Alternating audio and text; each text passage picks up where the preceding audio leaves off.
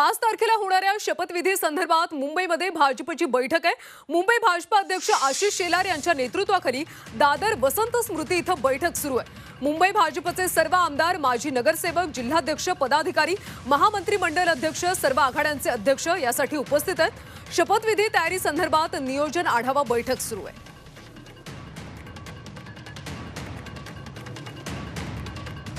तर 5 तारखेला होणाऱ्या शपथविधी संदर्भात मुंबईमध्ये सध्या भाजपची बैठक सुरू आहे। भाजपचे अनेक महत्त्वाचे पदाधिकारी या बैठकीला उपस्थित आहेत। सविस्तर माहिती घेऊयात आमचे प्रतिनिधी कृष्णात पाटील यांच्याकडून।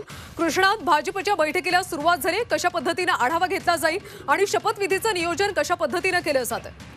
मुंबई अध्यक्ष आशिष शेलार यांच्या नेतृत्वामध्ये ही बैठक पार पडत आहे।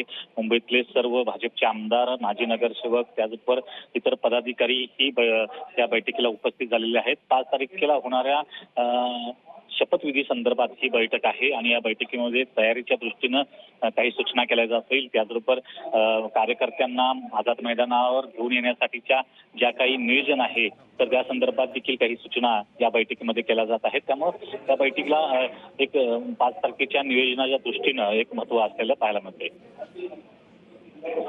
कृष्णात, सध्या बैठकीला सुरुवात झाल्याची माहिती मिळते। कोणकोणते महत्त्वाचे नेते आता तिथे दाखल झाले?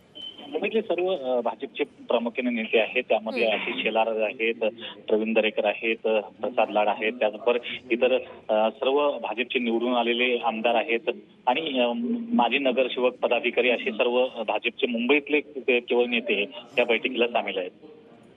धन्यवाद कृष्णात या सगळ्या सविस्तर माहितीसाठी। तर शपथविधी संदर्भात सध्या भाजपच्या बैठकीला आता सुरुवात झाली।